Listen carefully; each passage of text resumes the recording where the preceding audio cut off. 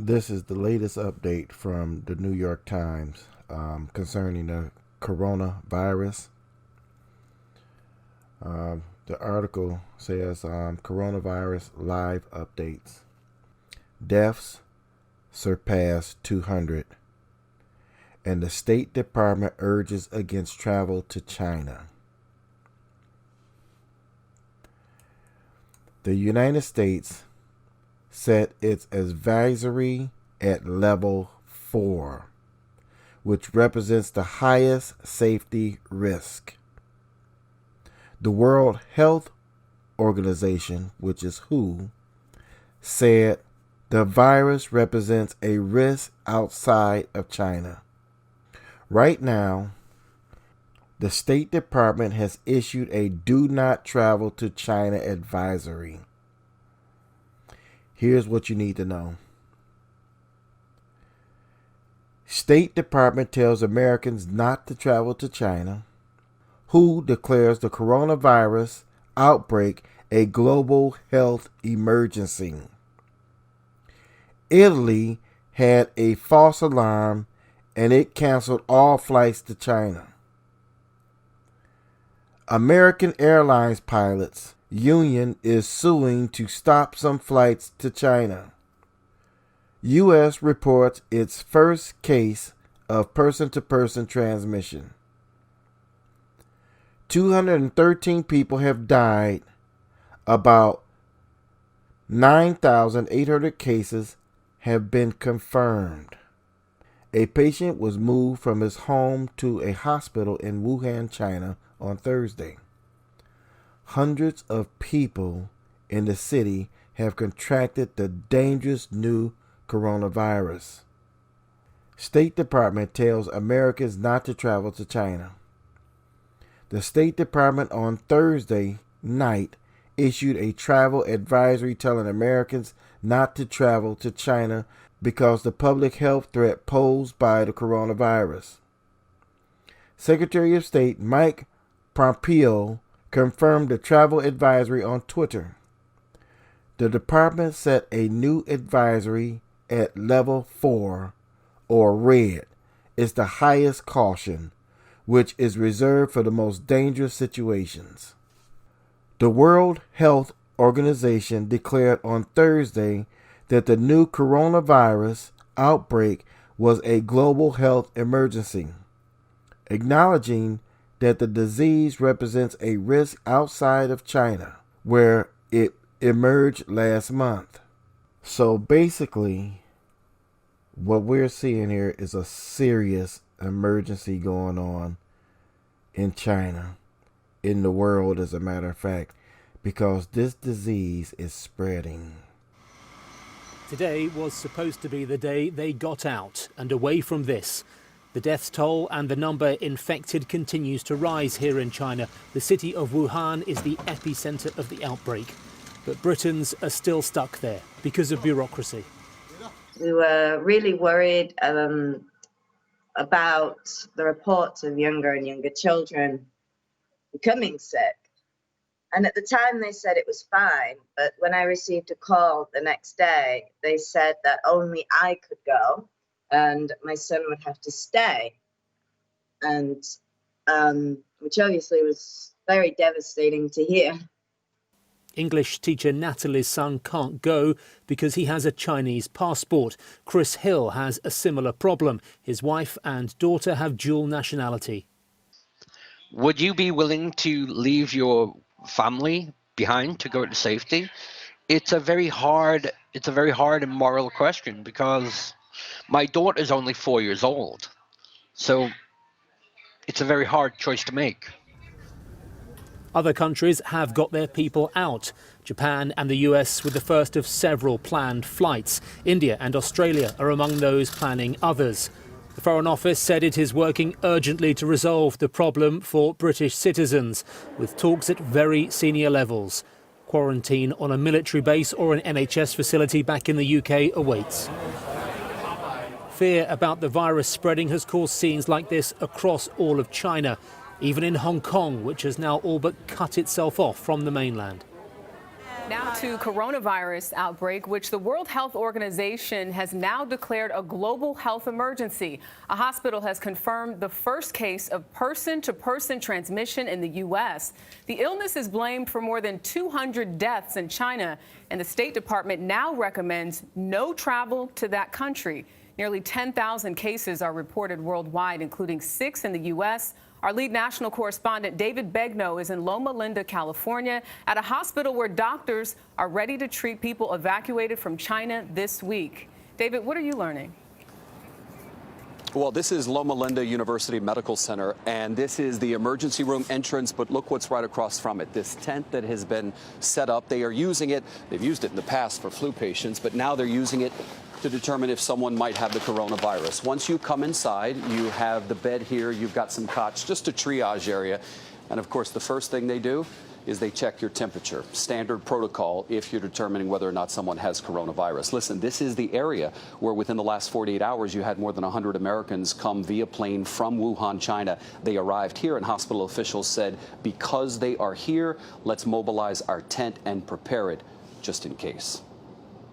Anything that's in here that you breathe out will go out, and then fresh air comes in so that things aren't being exposed to the outside. If we didn't have the plane that came in, the reality is actually incredibly low that we'd actually have to use it.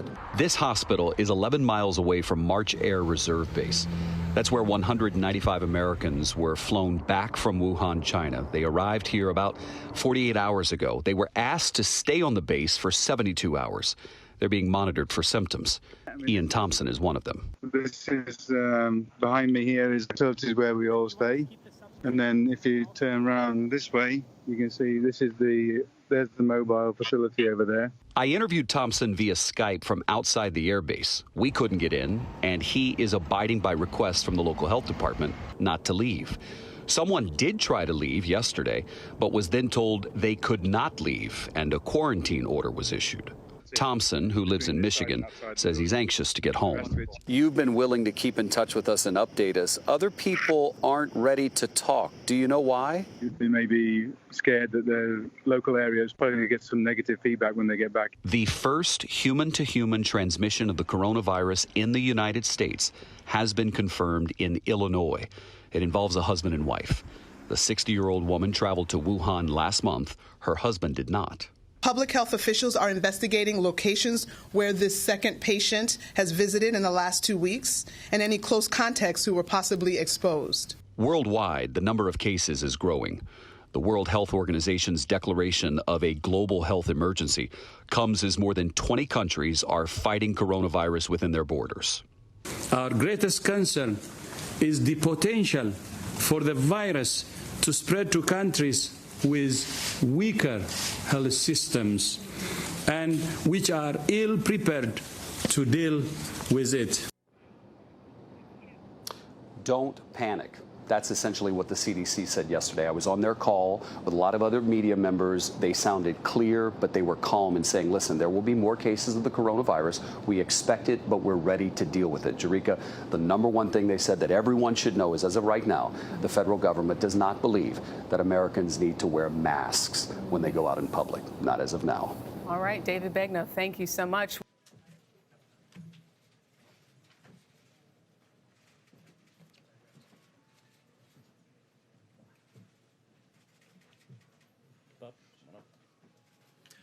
Well, good afternoon, everyone. I'm Alex Azar, Secretary of Health and Human Services and Chairman of the President's Task Force on the Novel Coronavirus. I'm going to start by turning things over to Dr. Robert Redfield, the Director of the Centers for Disease Control and Prevention, to discuss the current situation on the novel coronavirus. Dr. Redfield? Thank you, Mr. Secretary. Let me give you an update on the current situation of the novel coronavirus. First, though, I want to emphasize that this is a serious health situation in China, but I want to emphasize that the risk to the American public currently is low. Our goal is to do all we can do to keep it that way. Second, I want to recognize the concern that the American public may have. And I want to reiterate what I just said. Currently, the risk to the American public is low. As of today, there are nearly 9,700 cases in China, with more than 200 deaths. Additionally, currently there are another 23 countries that have confirmed totally 132 cases. This also includes 12 individuals who have been confirmed in 6 countries who did not travel to China. CDC has launched an aggressive public health response focused on early case recognition, isolation of those cases identified, and contact tracing around those individuals. This response is a layered response, which includes both targeted airport screening as well as heightened education and awareness of the American healthcare community to be vigilant in ascertaining the possibility of recent travel to China when they are evaluating patients with upper respiratory tract infection. To date, we have confirmed 6 cases of this novel virus in the United States. Most recent case had no travel history to China, but was a close personal contact of one of the previous cases that we had identified through our aggressive contact tracing. In addition, there are currently 191 individuals that are under investigation. Once again, I want to emphasize that this is a significant global situation and it continues to evolve. But I also want to emphasize again that the risk at this time to the American public is low. Mr. Secretary. Thank you, Dr. Redfield. I would now like to invite Dr. Anthony Fauci, the director of the National Institute of Allergy and Infectious Disease, to discuss the underlying rationale for the actions that I will be discussing after he concludes. Dr. Fauci? Thank you very much, Mr. Secretary. The concept that's underlying the action that you'll hear about shortly is the issue of the unknown aspects of this particular outbreak. So let me enumerate just a few of these. I can start off by putting it into perspective by telling you I often get asked, we have an influenza outbreak here. We have about 8,000 deaths already. We have about 100,000 hospitalizations. Why are we paying such attention, and why are we doing the kinds of things we're doing here right now? Well, the reason is, despite the morbidity and mortality with influenza, there's a certainty, for example, of seasonal flu. I can tell you all guaranteed that as we get into March and April, the flu cases are going to go down. You could predict pretty accurately what the range of the mortality is and the hospitalizations, as we've done over the years. The issue now with this is that there's a lot of unknowns. As you can see just from the media, the number of cases have steeply inclined each and every day. You know that in the beginning, we were not sure if there were asymptomatic infection, which would make it a much broader outbreak than what we're seeing. Now we know for sure that there are. It was not clear whether an asymptomatic person could transmit it to someone while they were asymptomatic. Now we know from a recent report from Germany that that is absolutely the case.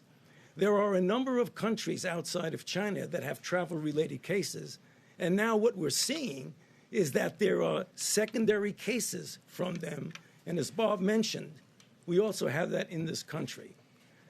The WHO has issued, as you know, a public health emergency of international concern declaration. If you put all these things together, I underscore what Bob said. We still have a low risk to the American public, but we want to keep it at a low risk.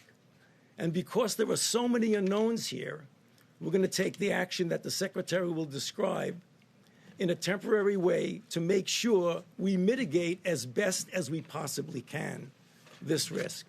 Thank you. Thank you, Dr. Fauci. Today, President Trump took decisive action to minimize the risk of the spread of novel coronavirus in the United States. Since taking office, President Trump has been clear. His top priority is the safety of the American people. In addition to the steps that the doctors have outlined, we continue to operationalize a multi-layered, cross-agency public health response. Following the World Health Organization's decision to declare the 2019 novel coronavirus a public health emergency of international concern, I have today declared that the coronavirus presents a public health emergency in the United States. The actions we have taken and continue to take complement the work of China and the World Health Organization to contain the outbreak within China. In accordance with the declaration, beginning at 5 p.m. Eastern Standard Time, Sunday, February the 2nd, the United States government will implement temporary measures to increase our abilities to detect and contain the coronavirus proactively and aggressively. Any U.S. citizen returning to the United States who has been in Hubei province in the previous 14 days will be subject to up to 14 days of mandatory quarantine to ensure they are provided proper medical care and health screening. To be clear, this applies only to U.S. citizens who have been in Hubei province in the past 14 days prior to their attempted entry into the United States.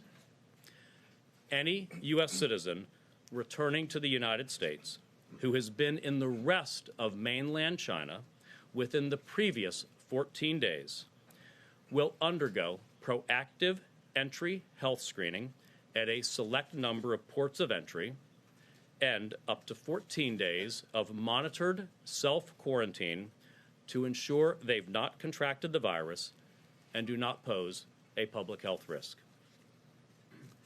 Additionally, the President has signed a presidential proclamation using his authority pursuant to Section 212F of the Immigration and Nationality Act, temporarily suspending the entry into the United States of foreign nationals who pose a risk of transmitting the 2019 novel coronavirus.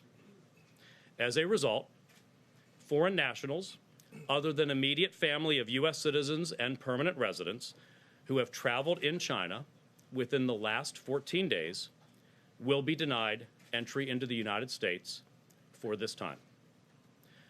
Once again, these actions will become effective at 5 p.m. Eastern Standard Time, Sunday, February 2nd. These prudent, targeted, and temporary actions will decrease the pressure on public health officials screening incoming travelers, expedite the processing of U.S. citizens and permanent residents returning from China, and ensure resources are focused on the health and safety of the American people. I want to stress, the risk of infection for Americans remains low. And with these and our previous actions, we are working to keep the risk low. All agencies are working aggressively to monitor this continually evolving situation and to keep the public informed in a constantly transparent way.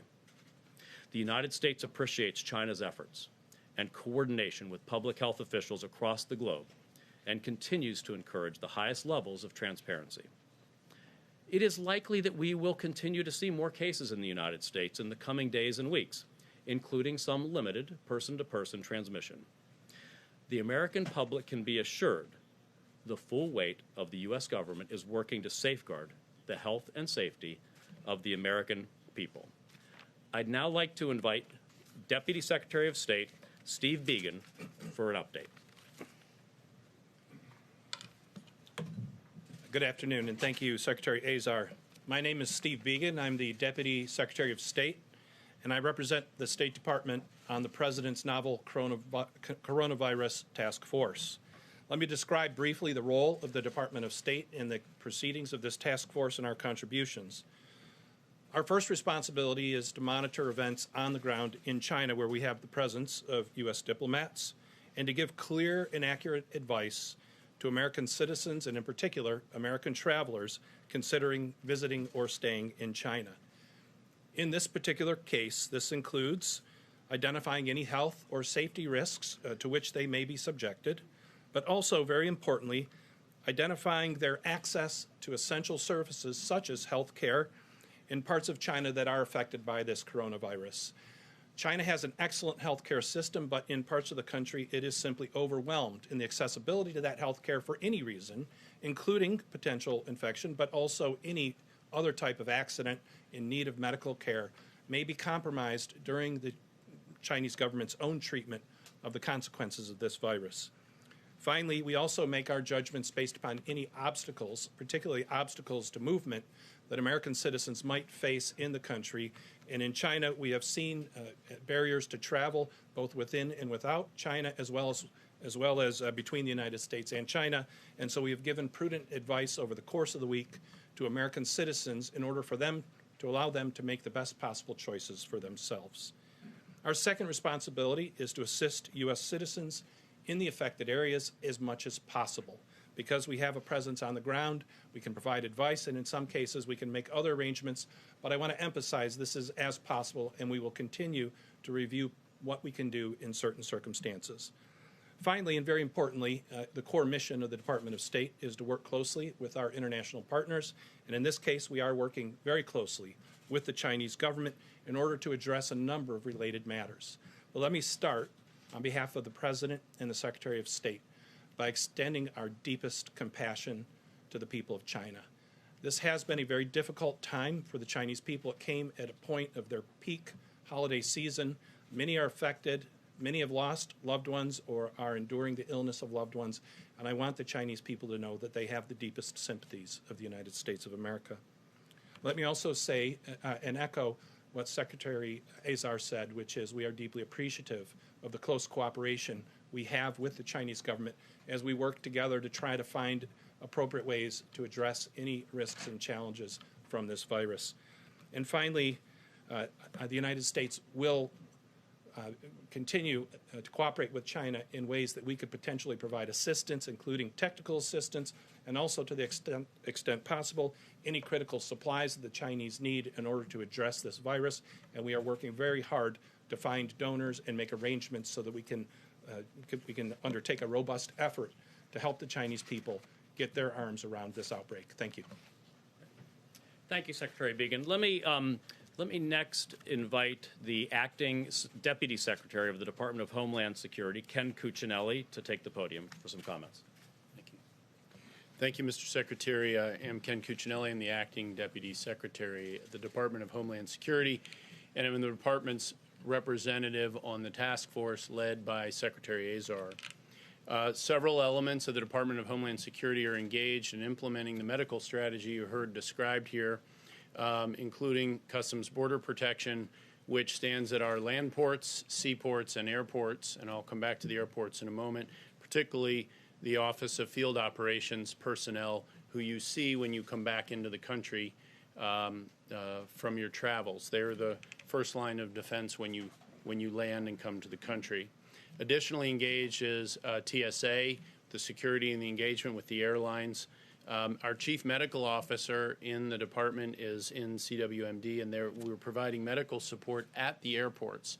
So we're using contract authority that we have to backfill the CDC personnel so they can be freed up for other missions at the airports where medical screening is being focused.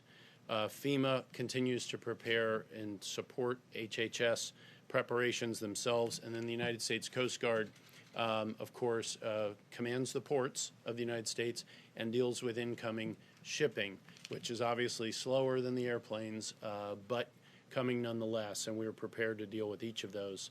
The President's proclamation will have Customs Border Protection ensuring that United States citizens, legal permanent residents, and their immediate families continue to enter the United States, though those coming from Hubei province, as you heard from the Secretary, will be subject to quarantine, and the others from China to screening. We will be implementing a funneling effort at the airports. This is done under the authority of the Customs Border Protection, and it will include 7 airports. So starting 5 o'clock on Sunday, Eastern Time, incoming flights from China will be funneled through 7 airports. Those airports are JFK, Chicago's O'Hare, in San Francisco, Seattle, Atlanta, Honolulu, and LAX. This is done under CBP's authority, will be executed by the Secretary of the Department of Homeland Security, consistent with the President's proclamation and in support of that effort, again, so we can focus the expertise of the medical professionals that will do the screening to implement this. We'll continue to support the medical efforts across the country, both at our ports, our land, sea, and air, as well as with personnel standing up some of the resiliency measures that HHS has been working on for some time. Thank you. Great. Thank you, Secretary Cuccinelli. At this point, we'd be happy to take some of your questions. Kevin, would you like to get started? Thank you, Mr. Secretary. If the risk is really low, could you talk about why go to such an extreme as a public health emergency? If the risk is that low, why are we taking such measures? Why the need? So these are actually fairly incremental, measured steps on top of the steps we've already progressively been taking. You'll notice that many airlines have already stopped direct flights from China, have pulled that down. We're seeing a significant, and the Department of Transportation could comment on the numbers we're seeing, or Homeland Security. We've seen a significant reduction in people from the U.S. going to China, people from China coming to the U.S. already. This just helps us focus our efforts so that we, as we're dealing with the unknowns that Dr. Fauci spoke about earlier, unknowns around incubation period, unknowns about the speed of transmissibility, unknowns about asymptomatic transmission, unknowns about severity, that we take appropriate, measured, prudential steps so we can focus our resources, because it's the bread and butter. I've talked to you before about the bread and butter of public health is identify people who might be symptomatic or might have the disease, diagnose, isolate, treat, contact trace. That's a significant undertaking, as we have already done with the 6 individuals in the United States who've been positively identified. We have to focus those resources. John? Mr. Secretary, the mandatory quarantine for people coming in from Hubei province, will that be home quarantine or will that be in an institutional setting? That would be at an appropriate quarantine facility of some kind for those individuals. For the U.S. citizens returning to the United States from having been in China within the previous 14 days, they would be funneled, as Secretary Cuccinelli spoke of. They would be screened appropriately to see if they present any type of symptoms of the disease, and then they would be asked to self-isolate at home over the 14 days. But for individuals from Hubei, because that is the epicenter of this with such high immediate transmission, we feel these additional measures of quarantine for up to 14 days are appropriate. Hallie? And could I just follow that? Have you selected specific quarantine centers? We have selected them. We will announce those as DHS implements with the airlines that funneling activity. To follow up on John, what does self-quarantine look like for the people who are self-quarantining? How do you enforce that? What are the mechanisms surrounding that? If you could also speak to, you just described this as sort of an incremental step. I believe this is obviously significant, the quarantine of citizens in this country. What is your message to Americans who are watching this on the news, who are seeing this, who are feeling really alarmed by the steps that this administration is taking and by the spread of coronavirus in general? They hear you say the risk is low, but then they see this action being taken, and I think some people might be freaked out by that. I hope not. I hope that people will see that their government is taking responsible steps to protect them. These are preventive steps. The risk is low in the United States. The risk is low of transmissibility. The risk of contracting the disease is low. But our job is to keep that risk low as much as we can by taking appropriate preventative steps. So that's the approach we're taking. Let me ask Dr. Redfield if he can talk a bit about we do this type of quarantine and self-isolation work basically every day, working very closely. I want to stress something that we've not mentioned enough, working very closely with our state and local public health partners. They're, just as we do with emergency response, we serve as a backup and expertise and a border type force, but the state and local authorities are the backbone of our public health infrastructure, and we work with them daily to help with our quarantine stations and activities. But Dr. Redfield, can you talk a bit about self-isolation? Thank you, Mr. Secretary. Clearly, we've stratified the risk groups here, as was already alluded to, from Hubei province, where there really is aggressive transmission. Those individuals are going to come and be required to have up to 14 days of institutional transmission. Then there's a large category of individuals coming back to China as we stand here today, over half of the reported cases in China now are not in Hubei, but when you look at their history, it's that they got infected. Probably over 85% of them got infected from Hubei. Those individuals will then be actively screened when they come into one of the 7 airports for significant risk, as well as any evidence of any symptoms. In the absence of any reason to advance them into a clinical evaluation at that port of entry, they will be allowed to complete their travel back to their home, where they then will be monitored by the local health departments in a self-monitoring situation in their home. We did this in the West Africa Ebola outbreak. We did it, but I want to emphasize at that time over 98% of the American public voluntarily accepted the importance of this. And we think and we continue to believe the American public will see this as something to their benefit, to their families' benefit, obviously their community's benefit. So that's the current situation. Dr. Fauci, yes, Dr. Fauci, you have one little Yeah, there's one other aspect of this that I think is important. Very recently, there was a case of a woman who was in China and came to Germany and had a professional interaction with a professional partner. She had no symptoms at the time. She went back to China and got sick. This individual with whom she had an interaction contracted the coronavirus at a time that she had no symptoms. He then transmitted it to 2 of his colleagues. So there now are 4 cases. One of the problems with when the virus is transmitted in an asymptomatic way and has this implications, it puts a terrible burden on the screening process. How do you screen somebody? You know, remember back with Ebola, Ebola doesn't get transmitted unless you're actively very ill. And you know that. It's very, very clear. When you can transmit a virus at a time when you're asymptomatic, that just puts that extra burden on screening. And as a lot of people come in, it's going to be very difficult. Dr. Fauci, can I follow up on that? Can I follow up on what he was just saying? Given that Germany data that you just cited, are the 195 people being quarantined right now, are they getting tested every day for coronavirus? Dr. Redfield to describe their care. Sorry, I'm going to follow up. Sure. Clearly, they're all isolated and will be for the 14 days.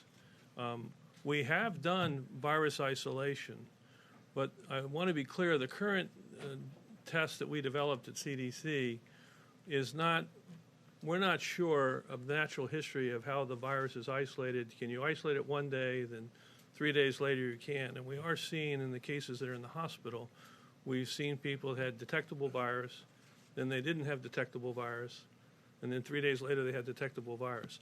We're using the virus cultures right now in these individuals more to help us learn about this virus, how much asymptomatic carriage in fact is there. So I want people to understand that distinction. We're not using it as a release criteria because we don't know the natural history of how this virus is secreted, and this is what we're continuing to learn. And are you comfortable that the thousands of people that passed through the U.S. screening so far are not, that they don't have coronavirus? So this is why it's such a layered approach. We are going to see additional cases in this country. We've already seen in the 6 cases we've defined, a number of them came in asymptomatic. So this is why we have that multi-layered approach and have really worked hard to engage the medical community in the United States. Of the 6 cases that we diagnosed so far, 1 was picked up by airport screening. 4 were picked up by astute doctors. And the most recent was picked up by CDC doing aggressive contact tracing. Dr. Redfield? Secretary Azar. Secretary, thank you. Mr. Secretary, Jeff Mason from Reuters. Can you, you referenced airlines earlier, can you or your colleague from the Department of Transportation give us an update on the administration's thinking about a travel ban on airlines in general being prohibited from flying to and from China? There is no travel ban. I'm Joel Zabat, Assistant Secretary, Department of Transportation. I think many of you who have been following this are aware all of the 3 U.S. carriers who have been flying between the U.S. and China have announced that they are taking down all of their passenger flights, and they announced that before any action by the administration. So we are working closely with our counterparts our Chinese aviation counterparts, and we'll be working going forward with both the U.S. And the Chinese passenger airlines about their flight plans going forward. Are you considering more drastic action beyond the voluntary measures that the airlines have taken so far? As Secretary Azar mentioned earlier, this is an evolving situation, but at the moment, no. Can you put numbers? On the transportation, do you mind giving some numbers on some of the, I don't know if you or Ken could talk a bit about what we're seeing on air traffic numbers, perhaps. So I'll start it off and then turn it over to Acting Deputy Secretary Cuccinelli. In terms of passengers traveling between the United States and China, as you might expect, over the course of the last couple of weeks, the passengers loading in the U.S. to fly to China have dropped to almost none. Passengers continue to have a high, what we call load factor, a high rate of passengers coming from China to the United States. However, so the U.S. carriers, though, as they're pulling out, they represent just under 40% of the passenger capability. So with that, we have been seeing already in the course of the last week to 10 days a significant decrease in the number of passengers that have been going between the United States and China. And the Department of Homeland Security does an excellent job of tracking those numbers day to day. So just to speak to the numbers, since the Chinese have locked down Wuhan and the Hubei province, which was 8 days ago, if memory serves, travel from China to the United States as of yesterday had dropped by close to 20%. Travel from the United States to China had dropped by well more than 50%. And this is with the sort of market response that Joel referenced by the airlines and the voluntary actions taken by travelers. I would note for you all that it's not a lot of data, but over the last 5 days, the number of American citizens traveling from China back to the United States has been rising. So even while the total number is going down, it does look to us initially like Americans, at least some of them, are returning back home. Can I ask Dr. Fauci? Jim? Dr. Fauci, Sure, Jim. How confident are you in the accuracy of these tests? If somebody is testing negative and then they later test positive, can you have confidence if you're testing negative for something that you don't have it? So, I mean, I think the question you ask is really one of the fundamental bases of why this decision was made. If we had an absolutely accurate test that was very sensitive and very specific, then we could just test people and say, okay, we're good to go. I want to get back to the broad concept that I mentioned when I made my brief introduction about the unknowns. We don't know the accuracy of this test. We haven't done enough people who came in with negative, then all of a sudden they were positive. You could have virus in your nasal secretions, or you couldn't and still be infected. I mean, it isn't like it's a horrible test, but it is not a test that's absolute. I spoke to a reporter the other day talking about tests. So when you're talking about HIV, if a person has HIV and I draw their blood, I can tell you 100% whether they have HIV or not. 100%. That's not even near where we are with this. You talk about a gradual approach, Mr. Secretary, in terms of what you're doing right now. What measures do you have sort of in the toolkit if this gets worse? Well, let me ask perhaps Dr. Kadlec to talk a bit about our approach. Obviously, at this point, as I've said, the risk here in the United States is quite low for any individual. The risk is low. Our job is to work to keep that way. But we have public health tools that we use. We exercise constantly in the event of larger scale infectious disease outbreaks. And that's what we would rely on should we end up seeing more cases in the United States. But it's exactly these measures that help make any additional cases more manageable, to use the tools Dr. Kadlec will talk about. Well, thank you very much, Mr. Secretary. And my role in this is really precautionary at this stage. And everything that's been done at this point has been incremental, proportionate, and precautionary. And so my responsibilities are work across the federal government as well as within HHS to ensure that we're postured should this virus kind of continue to expand. And so domestically, we're working with our private sector healthcare preparedness.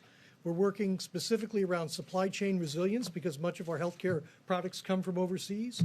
And we're also working actively with NIH and our DoD colleagues, as well as our DARPA colleagues and the private industry, to develop better diagnostics, possible therapeutics, as well as vaccines, which Dr. Fauci can speak more about.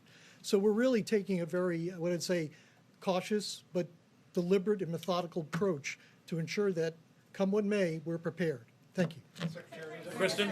Just one second. I'm going to call last question so that we can ensure we get you guys out for departure. So Okay, last question. Oh, yeah, Kristen? Any concerns about legal challenges, international travel in general to the region? What's the message to people who need to travel to the region, and what benchmark will you have for when this gets lifted?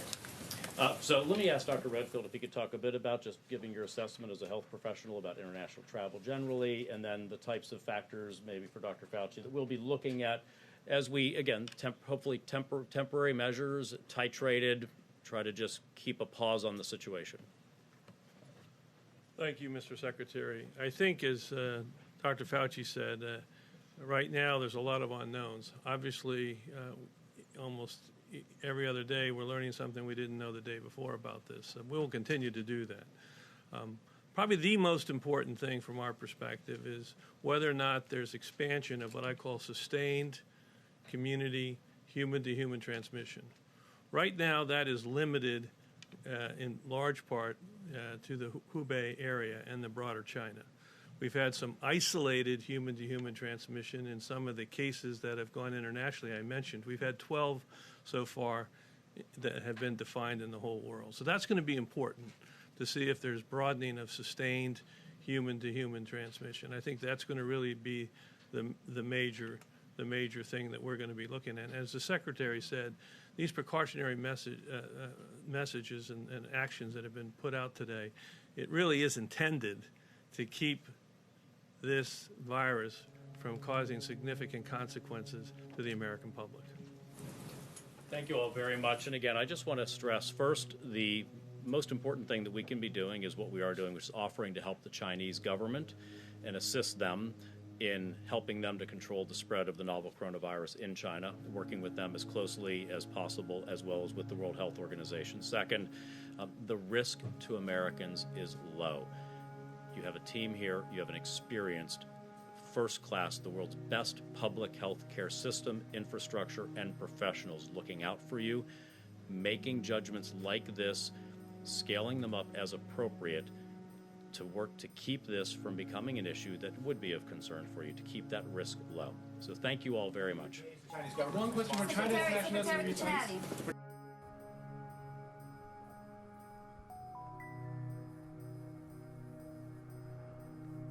So basically, what we're seeing here is a serious emergency going on in China, in the world as a matter of fact, because this disease is spreading. And it's spreading so fast they can hardly contain it. This is why the one area that they refer to, China has it completely locked down. That means there's a lot of things we need to consider here.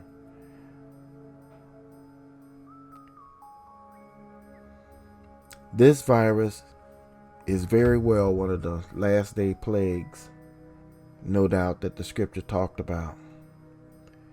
These are the plagues that will come in the last days. What I'm seeing and what I'm hearing, people all over China are wearing masks. I mean, no one there that are living there, they don't want to take a chance. And I bet you, I'm willing to bet you that the flights are shut down from people in China even coming here to the United States. This should be enough with all the other things that's going on in the world, the fires and the earthquakes and hurricanes and storms and floods and mudslides, all of these different things that's going on all over the world. And now we have this virus outbreak that seems to be spreading uncontrollably. So